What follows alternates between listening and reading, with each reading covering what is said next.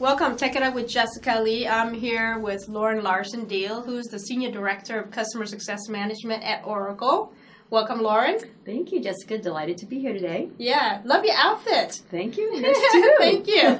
We're here to talk about the trends in the market. Oracle is a well-known big company, and you are actually handling the global program for these big client enterprise accounts. Mm-hmm. Right? You want to tell us about that? Yes, certainly. So I've been at Oracle for almost 29 years. Okay. A lot of evolution. We continue to evolve and making sure that we are enabling our customers for success. And in the early 2000s, I had started to run the program in North America, mm-hmm. which was what evolved today to be our customer success organization. And it was a small, maybe $2 billion or so. And I quickly realized that our customers wanted and needed more. Mm-hmm. They weren't happy with just, they're happy, a North America solution. It needed to encompass a global. Most of these large customers were much bigger than Oracle. Right? They're much larger enterprises. And they looked to Oracle not only for just the technology grounding, but the ability to make them more strategic mm-hmm. with their customers. Mm-hmm. So I had to globalize the program. And within that, within a few years, we globalized, customers were happy, we continued to evolve to the approximate 10 billion that we are today. 10 billion, that's a big number. That's a big number. But it wasn't called customer success before, right? It Correct. Has changed. Right. It would be amazing if almost 15 years ago we just came up with customer success and the whole industry just evolved around that. It went from what? Client success? I think we started as SDMs, service delivery managers, enterprise service delivery managers, customer support managers, and then customer success managers. Right. So there's a lot of combination of like account management. So you said protect and grow. Mm-hmm. Okay. Mm-hmm. So what are the trends that you're seeing in the industry? Our largest customers today, as I mentioned, really want to make sure that they are leveraging the investment that they have today, mm-hmm. specifically with Oracle. And these large customers are a very big investment in Oracle. We also need to, at the same time, make sure that they are continuing to be more competitive with their competitors and valuable to their customers mm-hmm. out there. Mm-hmm. And the only way to really do that is to make sure that they have a path that includes the whole options, right? So most of these customers are hybrid cloud and multi-cloud. Yes. And we need to make sure that we are understanding their path, their journey forward, and enabling that journey to be as streamlined and simplified as possible. Mm-hmm, mm-hmm.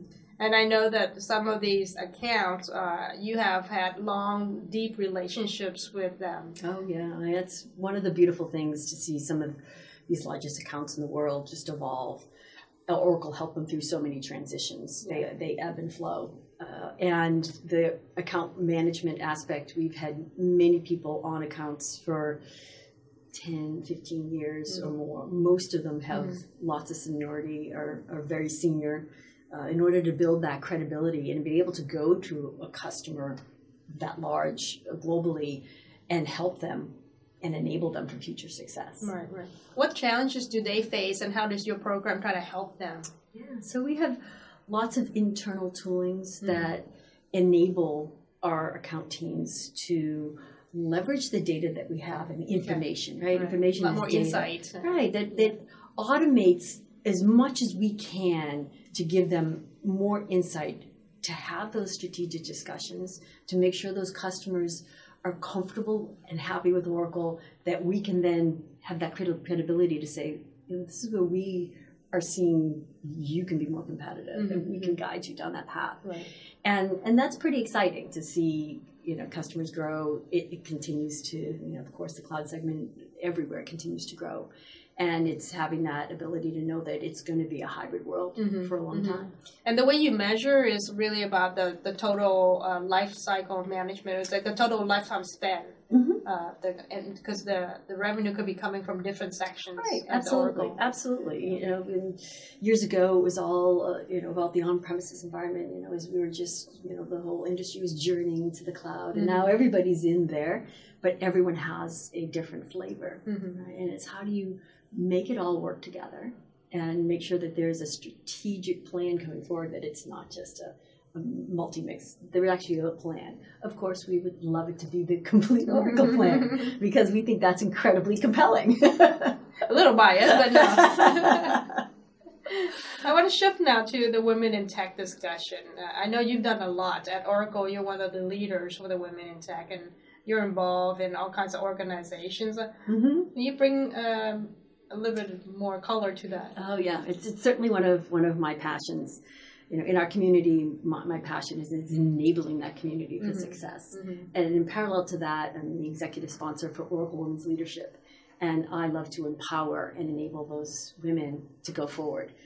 There's lots of them that are early in their career that come from a technical background. I have a computer science degree. I completely understand how sometimes women feel ignored, or they may be the only one in the room amongst a series of men. And I fortunately never felt really awkward, but lots do. And so how do you help those folks feel completely equal and comfortable? So it's that empowerment piece that I truly love. I held a session a week ago on Friday for our Oracle Women's Leadership at headquarters on finding your superpower. It was after a conference that I was at recently, and I had run into a few of them, and they weren't empowered with their superpower. I said, okay, stop right there. We're going to fix that.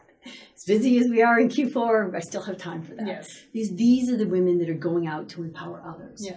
How can we start off our next fiscal year without them really engaging everything that they have? And you don't know how to go forward unless you know where your strong points are. And of course, there's always going to be weak points, and you can work on those. But moving forward with your strengths is huge. So we had a really delightful time. And every woman in the room at the end of the session, even though I said no pressure, you don't have to have it all done today, they all came forward with their superpower. And boy, were we fired up. I'm going to ask you then, what is your superpower? I'm an enabler. And my passions are empowering and driving collaboration. And those passions feed that enablement superpower. Let's dive deeper into this customer success program. You need a lot of tools, and you've done a lot of automation too. You want to share with us? Oh, absolutely. That's one of the most exciting things. Early in the 2000s, when I'd kind of first jumped in and went from a North America and started to globalize, I realized that you can't ever continue to wake up and have the luxury of doing things the same way today as you need to do them tomorrow. It's a continuous evolution to make sure you're always adding value. And so how do you do that? So sometimes in the middle of the night, I would come up with these ideas, and I always sleep with my phone, and I'd shoot off a message to some of my folks in EMEA, and I would wake up, and it would almost be like the story of the elf, the cobbler and his elves. So I would wake up, and I'd be all these brand new shoes on the shelf. I would wake up, and there would be the groundworks for an incredible new tool, and it would be based on a challenge that we had always, right? Customers having a challenge, or we're having some type of challenge around getting information, something that we needed to streamline or automate that was just too manual, too cumbersome, and getting in our way versus making things easier. So over the course of several years, we built essentially a workbench, and it had about 26 different tools, right? And each one of those was based upon a need. Like you just pick it out of the sky, and it was everything from your baseline account plan. How do you make that simpler and streamline and automate and make sure that we're consistent in just the baseline of how we move forward with our largest customers? And then all sorts of data around metrics around how do these customers use and leverage Oracle? And how can we harness that information to make sure that they are getting the most out of that? Are they getting the right information? Is the information that they're, we could send them lots of information. Is that what they really need? How do we synthesize that and become smarter about it and synthesize it to the nugget that really is that valuable aha piece, right, for the account management internally and for that customer? And that was really exciting, building in a generation of all those tools. And they continue to evolve. Many of those tools have then evolved and become corporate-wide. Just kind of adopted and blended in. And it's very cool to think, wow, God, we started a lot of that. Right? We innovated that idea. And why? Not because we're geniuses, but because we looked at the customer and said, what does these customers really need? And how do we arm the people with the right information at the right time? Excellent. That's a great story. Oh, thank you. And do you measure certain, like, I hear a lot about the health of the customer, telemetry and all that. Yeah, good question. So the metrics that we use to make sure that we're continuing to grow and evolve with our customers are based upon an internal scorecard, which leverages the many tools that we have that we pull data from, kind of custom built tools. Many of those have gone mainstream and become part of larger corporate tools, so the company can leverage them or the broader support organization can leverage them. And we pull those along with direct feedback from our customers based upon, how do they directly feel that Oracle is adding value? Mm-hmm. Are we waking up every day and making it easier for them to do business and be more competitive in their industry?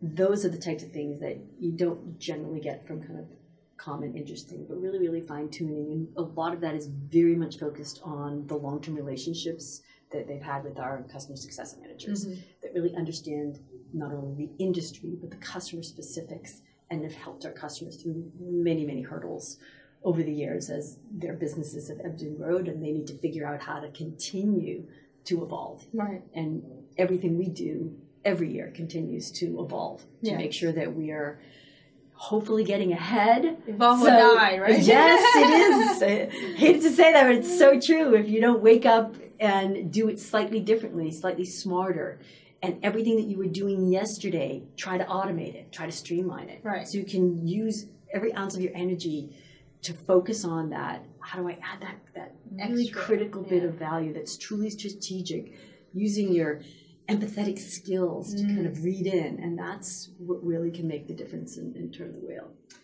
You've done over 90 acquisition projects in probably the last 19 years or so. Yeah, that's a lot. It's a lot. And what lessons learned? What tips? What trends? Yeah, absolutely. It was very, very interesting.